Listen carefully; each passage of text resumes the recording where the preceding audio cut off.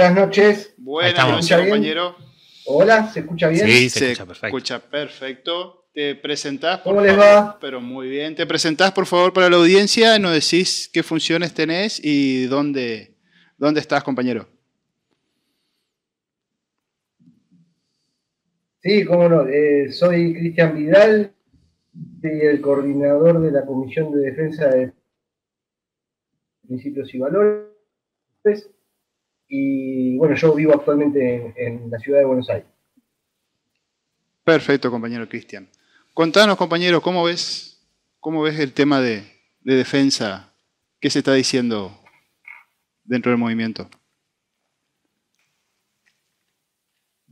Bueno, nosotros consideramos que la situación de defensa viene desde el punto de vista histórico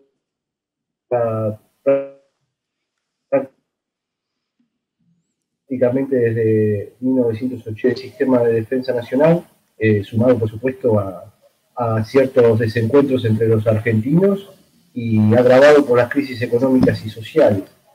Y nos encontramos en este momento ante desafíos geopolíticos que se están planteando en el mundo en lo que hace al ordenamiento a nivel global, que se está produciendo ya, me animo a decir, desde 2008, y en lo regional que nos atañe a nosotros se vienen grandes desafíos geopolíticos, principalmente nuestro escenario posible de conflicto principal, que es el Atlántico Sur.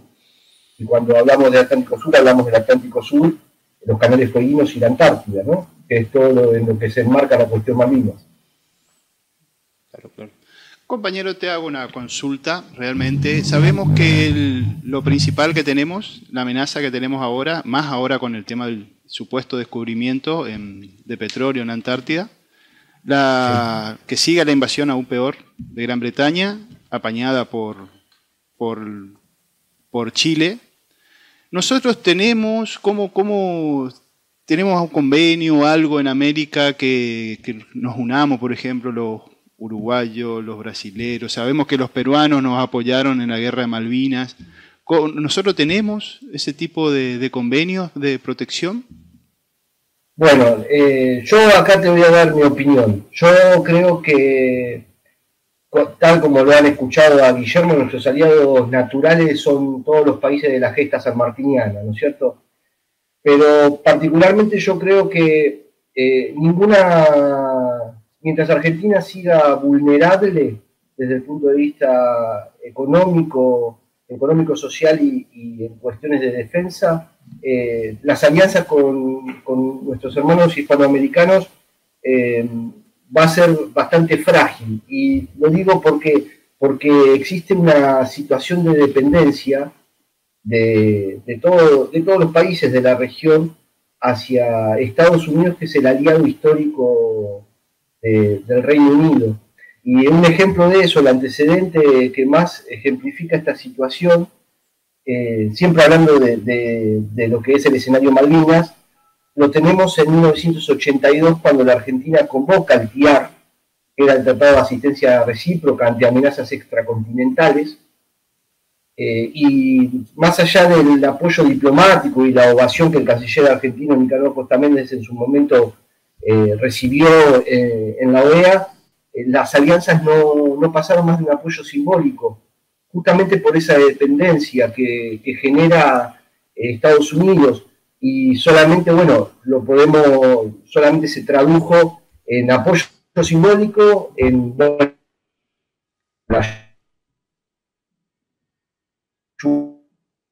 militar peruanos, tienen algunas acciones particulares, como la de Brasil, en donde recibió el abastecimiento de un desmantelado para que no pudiera proseguir las acciones en Malvinas. Entonces considero que el primer paso para que Argentina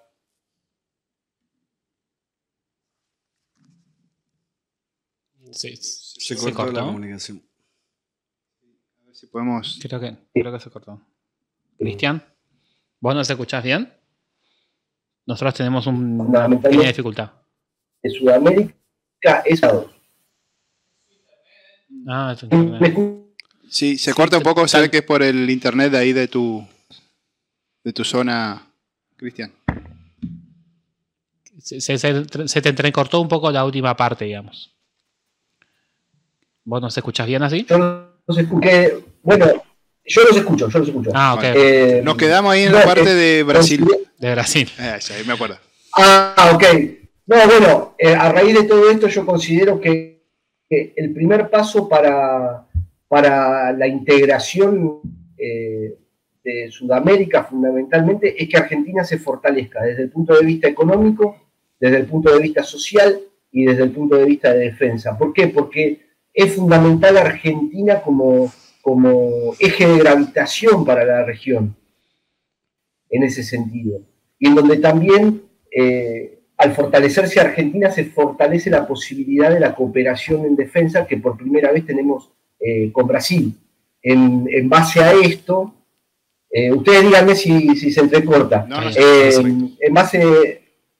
en base a esto es fundamental el proceso de industrialización completa de la Argentina, el establecimiento nuevamente de la justicia social y el fortalecimiento del sistema de defensa. Y a partir de ahí, sí se puede, a partir de la ampliación del Mercosur, que es una de las propuestas de Guillermo, y a partir de por supuesto, todos los canales diplomáticos para lograr una mayor integración en todos los ámbitos, para lograr en definitiva darle consistencia por primera vez a la historia a la declaración que está establecida en la primera disposición transitoria de la Constitución y que está vigente en el sentimiento del pueblo argentino, que es recuperar las Islas Malvinas, Georgias y Sandwich del Sur por la vía pacífica, y eso solamente se da a través de una política seria de Estado que aumente los costos de ocupación británica. Y para eso es necesario, a partir de una posición de fuerza económica, social y militar de la Argentina, lograr que nuestros países hermanos, y también menciono a los chilenos en esto, dejen de abastecer logísticamente a los británicos, que dependen fundamentalmente de eso en cuanto a una cuestión de costo-beneficio para seguir sosteniendo su dominio en Malvinas. Y el segundo gran aspecto de aumentar los costos de ocupaciones también obliga a Gran Bretaña a aumentar su presencia militar en el Atlántico Sur, y eso conlleva mayores costos que a largo plazo serían insostenibles para el Reino Unido. Entonces, todos estos elementos juntos es lo que se pueden traducir y se han de traducir, de acuerdo, por supuesto, a las propuestas nuestras, en una sólida posición es decir, de darle consistencia a la declaración, que no quede todo en una mera declamación, es decir, que la declaración sea acompañada de una acción, y esa acción es recuperar Malvinas aumentando los costos de ocupación británica. Cristian, estamos bastante completa tu respuesta, está muy entero, digamos, está bien claro. Yo te pregunto, a mí me gusta el tema del ámbito de la defensa, ya te aviso, digamos, ando en todo el día en los foros y todas esas cosas. En materia de defensa, ¿cuál sería el área más importante o el área en donde Argentina debería empezar o podría haber empezado a invertir, a incrementar sus capacidades y cuál sería lo urgente en el día de mañana cuando la política de defensa cambie, digamos, hacia esta situación que vos decís de cortarle la canilla a los ingleses, cortarle a los proveedores la facilidad de tener un territorio extracontinental, digamos, para poder ejercer una presión de ese tipo? Barcos, te digo no solamente movimiento diplomático, sino que también cooperación diplomática, y sino también qué material bélico disponemos, de cómo sería la situación. Bueno, cuando nosotros abordamos la defensa tenemos que partir de un estado de situación. No se olviden que el sistema de defensa y las Fuerzas Armadas como su instrumento militar no ha logrado recuperar capacidades desde 1982. Cuando, digamos, nosotros proponemos que los 3 ejes fundamentales de la política de defensa tienen que ser el desarrollo de la industria de defensa, un servicio militar patriótico que posibilite, por un lado, la participación organizada del pueblo, alimentando el sistema de las reservas que son necesarios y que hoy está medio flaco, y el fortalecimiento o la adecuación de las Fuerzas Armadas, primero para recuperar capacidades y segundo para el incremento de capacidad. Para esto es imperativo analizar el corto, el mediano y el largo plazo. El objetivo sería, por supuesto, en cuanto a los medios, al desarrollo de los medios, por supuesto que hay que lograr la autonomía en materia de defensa, tanto en su matriz tecnológica, industrial, armamentística, y eso hay que empezar desde el día 1. Pero la realidad es que los resultados, o gran parte de los resultados, vos no los vas a ver hasta el largo plazo. Y con el largo plazo estamos hablando más de 10 años. Sí. En el corto y en el mediano plazo, por supuesto, hay medios militares, equipos militares que hay que ir adquiriendo, y en esto, bueno, si iniciamos todo analizamos el panorama hoy de las Fuerzas Armadas, que yo creo que tu pregunta va específicamente a los medios del instrumento militar, tenemos que tomar en cuenta, primero, la Armada, componente naval. Nuestro principal escenario de conflicto es el mar. Tenemos una flota de mar que no está en condiciones, porque la realidad es que no está en condiciones de cumplir con su misión, y ahí ya te implica adquisición de nuevos destructores, actualización de los destructores actuales, recuperación de las capacidades aeronavales, recuperación de las capacidades submarinas,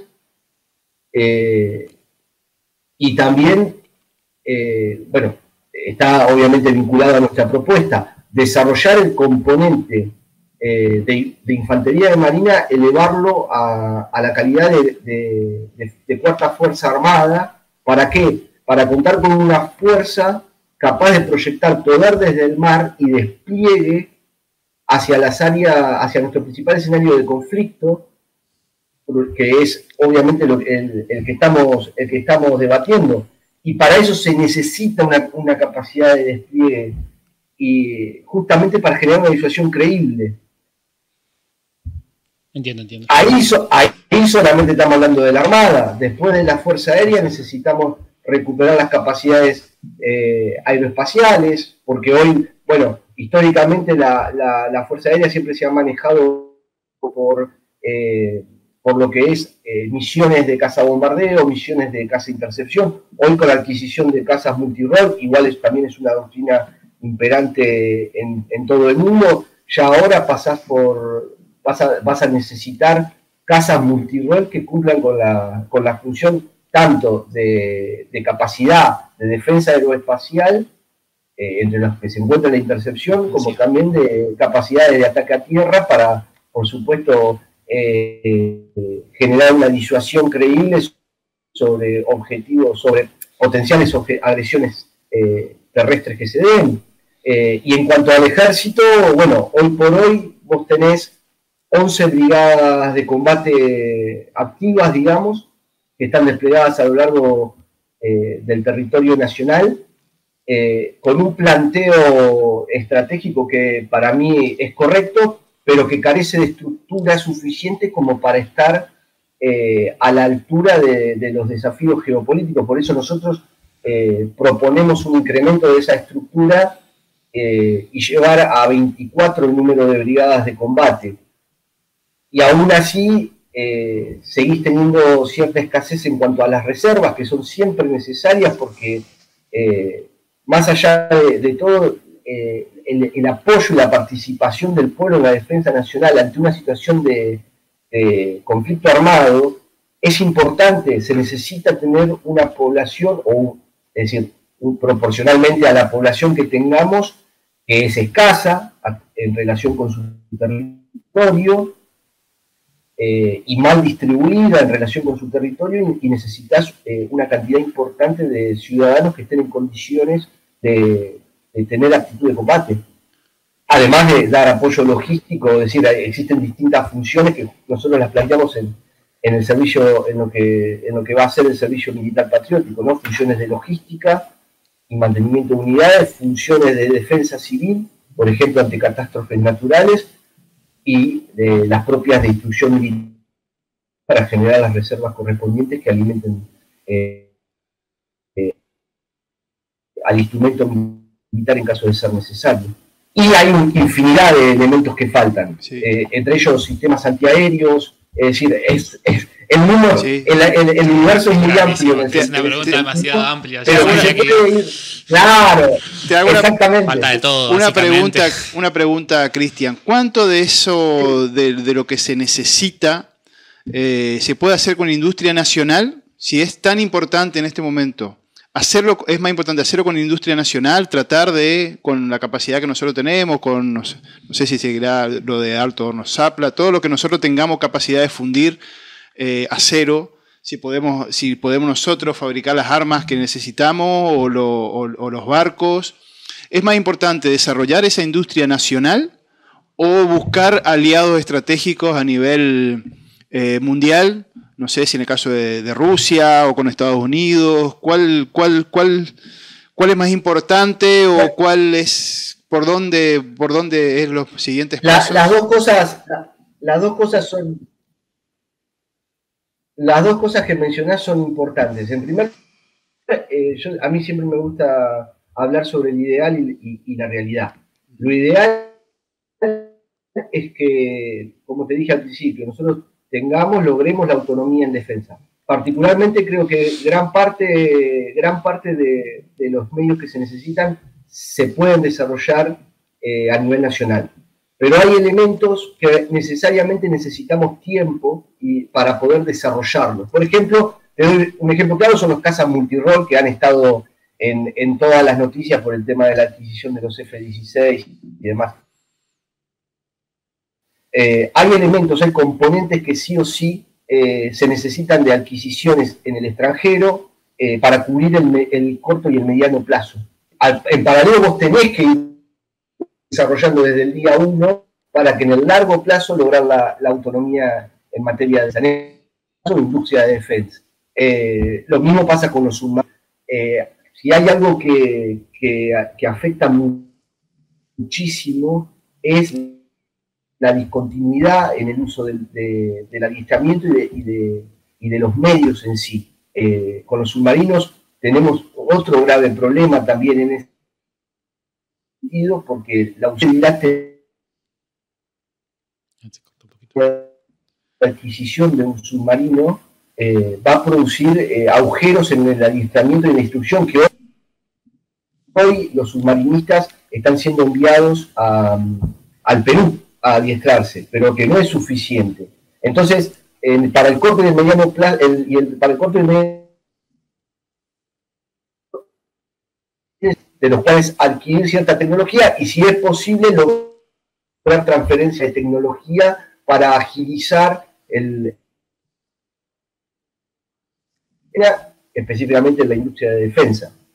Ahora, cuando hablamos de aliados estratégicos, también tenemos que, lamentablemente, hablar de un ideal y de la realidad. Yo, si querés, me gustaría darles como ejemplo el tema de los F-16, porque el ejemplo es perfecto para esto que te estoy diciendo. Nosotros, lo que Argentina necesita es tecnología total. O sea, soy claro con eso, ¿no? No, perdón, ¿tecnología qué? Se cortó. Todos es el aliado principal, tecnología extra-OTAN. Extra-OTAN. Extra-OTAN. Está bien, te escuchamos mientras entrecortado, por eso capaz que te pedimos es decir, perdón.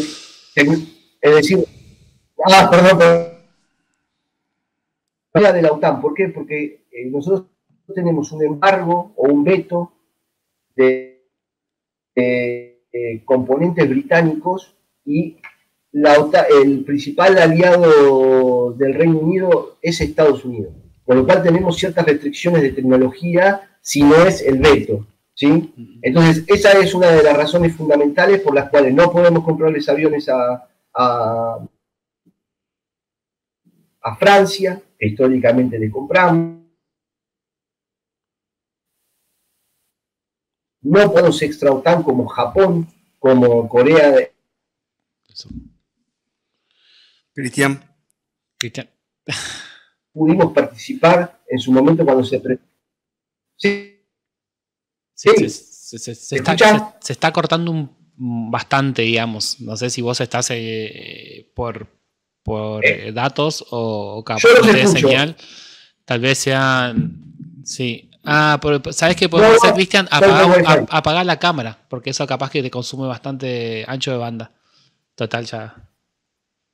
A ver, como quieran. Sí, apagar la cámara. ¿Me escuchan? Sí, ahí se escucha un poco mejor. Estamos escuchando. Me decías que necesitamos tecnología extra-OTAN, que históricamente la compramos a Francia, y necesitaríamos, por ejemplo, comprar a Japón. ¿Escuchamos bien? Claro, y que... no, es la razón por la cual no podemos adquirir aviones a Francia, no podemos tampoco adquirir aviones a aliados extra-OTAN de Estados Unidos, como Corea del Sur. ¿Se acuerdan el caso de los Kaifa 50? Sí.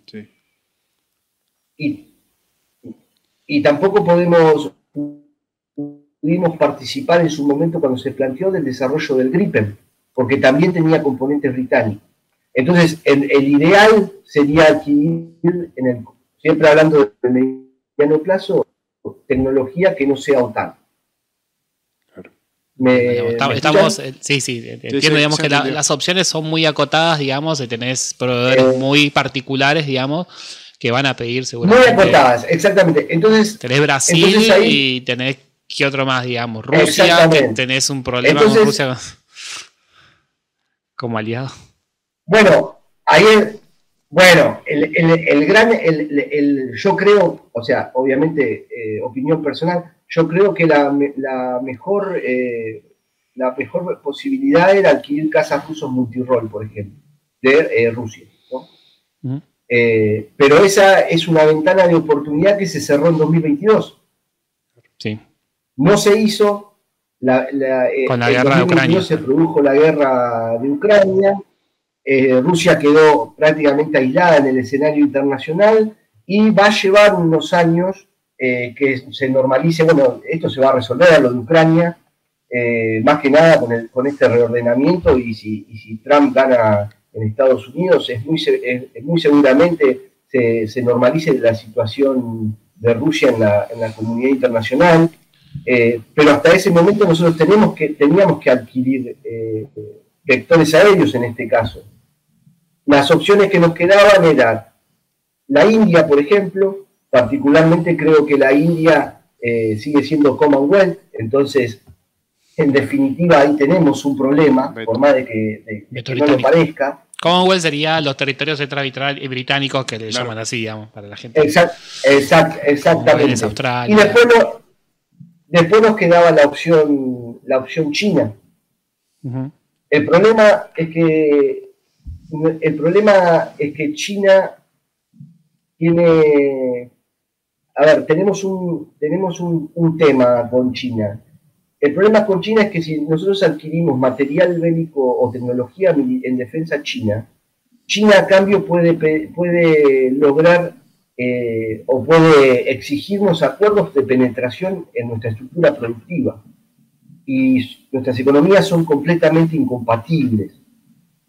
Y sumado a eso, la dependencia económica que tiene la Argentina con Estados Unidos también lo hace inviable, porque Argentina no tiene la solidez tanto económica como social y en defensa como para poder tomar una decisión de esas características cuando Estados Unidos considera a China como su principal rival. Entonces, a veces los márgenes el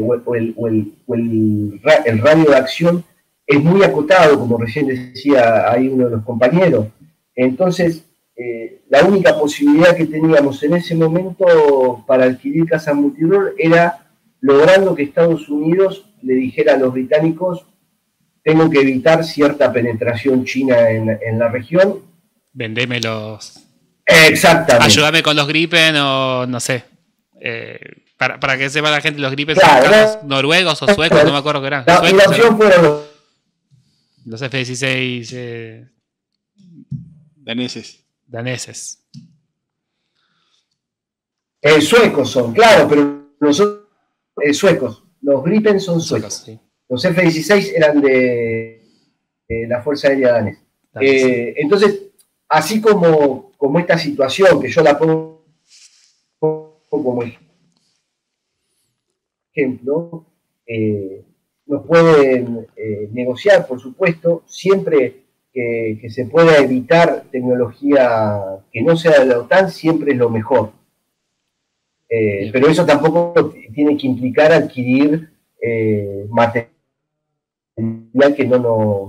que no sirva a las misiones o a los empleos que queremos darle. Y siempre, lo vuelvo a decir, yo creo que hay gran parte, respondiendo al primer punto de tu pregunta, yo creo que gran parte podemos desarrollarlo desde la industria de defensa argentina. Y de hecho hacia eso estamos orientados. Te consulto, Cristian, ¿cómo está Brasil en este caso, en este tema, sabiendo que ellos tienen como una fortaleza con la reserva de dólares, que lo cual no es tan frágil su economía comparada con nosotros? ¿Cómo están ellos en su situación, sabiendo que quizás sea uno de nuestros socios, por lo menos comercialmente, y que siempre debemos tenerlo como muy, muy cercano a los compañeros hermanos brasileros? ¿Cómo está Brasil en este tema? No, Brasil está en una situación estable, es la mayor fuerza militar de Latinoamérica. En ese sentido, yo creo que el principal problema que tiene Brasil hoy por hoy es el Amazonas. Por eso les hablaba al principio de que existe una posibilidad de una cooperación en defensa, quizás por primera vez en la historia, entre Argentina y Brasil, es decir, el eje Amazonas-Atlántico Sur, o Amazonas-Malvinas, como quieran llamarlo. Pero creo que, de nuevo, la importancia radica en que Argentina también sea fuerte, porque eso va a generar mayor integración en la región. Y también, digamos, los brasileños pueden tener hoy por hoy el sistema de defensa quizás más grande de Latinoamérica, pero necesitan un aliado fuerte también en la región. Tu hermanito menor que hay que cuidar. Ya por naturaleza, claro, es decir, la alianza con Brasil se enmarca obviamente dentro de la alianza regional en cooperación, en lo que sería cooperación de defensa, ¿no es cierto? Después en la parte económica, bueno, existe cierta competencia, pero es decir, no conflictiva, ¿no? Es una competencia económica, comercial. Y dicho esto, quiero aclarar, Argentina tiene que mantener su política exterior como la ha mantenido prácticamente desde la doctrina Drago, es decir, mantener la neutralidad en los conflictos, comerciar con todo el mundo y no inmiscuirse en los asuntos internos de otros países, algo que el presidente actual no está haciendo y ha roto una tradición que y para decirlo criollamente, llevarse bien con todo el mundo, ¿no? Recordemos esa situación, digamos, que intereses, claro, ¿no? Claro. Son los vitales. Dos cosas tenemos, o sea, que vino Zelensky a la asunción, el presidente ucraniano, a la asunción de Milei, digamos, y ahí ya es un gesto de imparcialidad argentino con el conflicto Rusia-Ucrania. Y después fue a Israel. Exactamente. Dio su apoyo a Israel en conflicto con los palestinos, digamos. Y a su vez creo que... Y además, tomando en cuenta que existe en la Argentina una importante colectividad musulmana, de la misma forma que existe una importante colectividad judía, es decir, está tomando partido en una cuestión que es entre dos estados. Lo mismo pasa con el tema de Irán, ¿no? Dos estados. De un estado que está ocupando ilegalmente territorio de una nación que, según, de acuerdo a las Naciones Unidas, tiene derecho a formar su Estado, pero que en el medio de esa tensión también se encuentra Irán.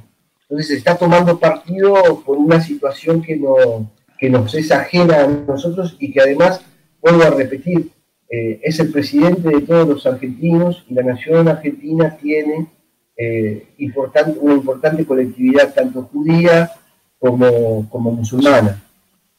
Bien.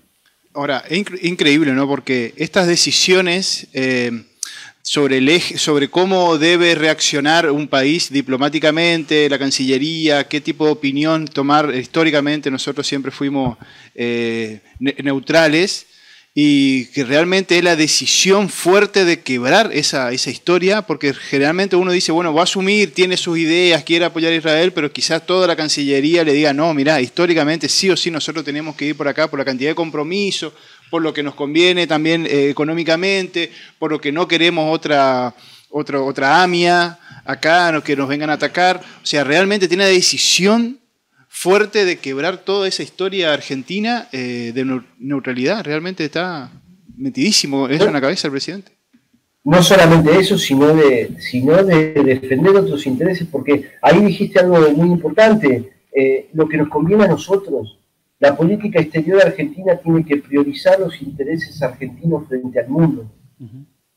Y el presidente actual lo único que está haciendo es, primero, un alineamiento extremo con los Estados Unidos en un mundo que es multipolar. Es decir, donde ya Estados Unidos no es la potencia hegemónica, si bien busca colocarse a la cabeza de este nuevo orden multipolar, ya no existe un mundo unipolar bajo una superpotencia hegemónica. Yo particularmente creo que se alinea más de lo que Estados Unidos le pide. Y en segundo lugar, que está tomando, como dije recién, está comprometiendo la política exterior de Argentina en situaciones que no son ajenas. Siempre volviendo sobre lo nuclear, que es el principio, es la priorización de los intereses argentinos frente al mundo, ¿no? Exactamente. Bien. Cristian, ¿me escuchás bien? Sí, los escucho. Te quería consultar, más allá de todo lo que estuvimos hablando, súper interesante. Nosotros vivimos en una zona de frontera, Corrientes limita con 3 países, y para que vos me entiendas, la señora Juana que va a la verdulería te dice que somos un colador. Sí.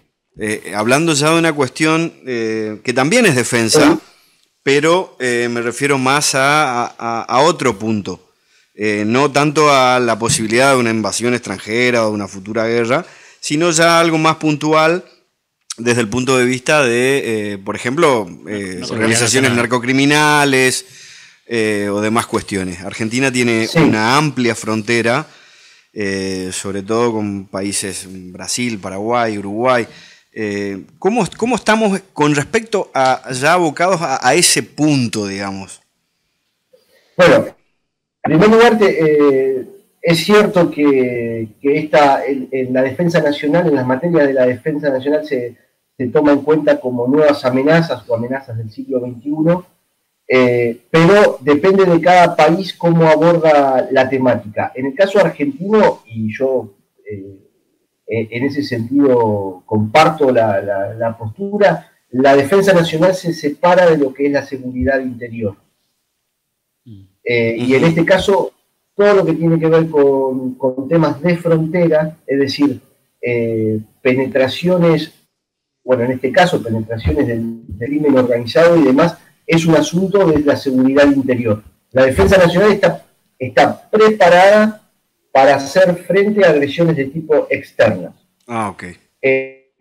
La ley, igual, de todas formas, sí existe una cierta cooperación en lo que es materia de logística y de información para ayudar a las fuerzas de seguridad a combatir el crimen organizado. Yo creo que, bueno, ahí la situación se soluciona en primer lugar por el restablecimiento de la autoridad presidencial en ese sentido, y yo creo que todos lo hemos escuchado a Guillermo cuando dicen el presidente es el principal responsable de la seguridad, y empieza por todo, y acá hago un paralelismo, un común denominador con la defensa nacional. Todo empieza por la voluntad política. Exactamente. Si la frontera es un colador, es falta de voluntad política para asegurar nuestra frontera. Sí. O colaboración política también. O colaboración política. Muy bien lo dijiste. Entonces, en primer lugar, todo pasa por la política. Y acá en esto abarca también a la defensa nacional. Pero te vuelvo a repetir, el tema del crimen organizado es algo que puede ser combatido por las fuerzas de seguridad. Es decir, en este caso, Gendarmería, Prefectura Naval, que tienen, por supuesto, la responsabilidad sobre la frontera terrestre y sobre bueno, las principales vías fluviales que constituyen un dominio también en donde se desarrollan los escenarios posibles de conflicto, ¿no? Pero abordado a la seguridad interior. Nosotros lo abordamos desde lo que es la agresión externa. Exactamente. Compañero Cristian, es increíble lo rapidísimo que pasó el tiempo. No sé, ¿tiene unas reflexiones finales? Saludos a todos tus compañeros. Tienes unos minutos. Bueno, como reflexión final, solamente les quiero decir que, digamos, parafraseando al general Perón, no existe justicia social si una nación no se realiza económicamente, no puede existir independencia económica si no existe soberanía política, y no puede haber soberanía política si no existe un sistema de defensa que fortalezca y le dé fuerza a la decisión de quienes de quienes dirigen el país, de tomar decisiones libres de condicionamientos externos. Es decir, si existe la soberanía política es porque hay un sistema de defensa que puede sostener la toma soberana de decisiones. Eso como reflexión para resaltar la importancia de la defensa nacional. Y en segundo lugar, mandarles un fuerte abrazo a todos los compañeros de Principios y Valores, a todos los compañeros del movimiento peronista en general y también a los compañeros de la Comisión de Defensa. Bueno, muchísimas gracias. Un placer, Cristian. Muchísimas gracias. Cristian, yo voy a Buenos Aires para Argentina Vuela 2024. No sé si capaz que nos podemos cruzar. Sí, ese loquito de los aviones ya hizo. Capaz que vos, como también medio loquito de la defensa, capaz que nos podemos cruzar ahí y comer algo, tomar algo juntos. Con todo gusto, me escribís y nos juntamos, no hay drama. Dale. Compañero Cristian, un abrazo, un placer haberte tenido. Un abrazo, Cristian. Un fuerte abrazo para todos y a Saludos, disposición Cristian. de ustedes, compañeros. Muchas gracias.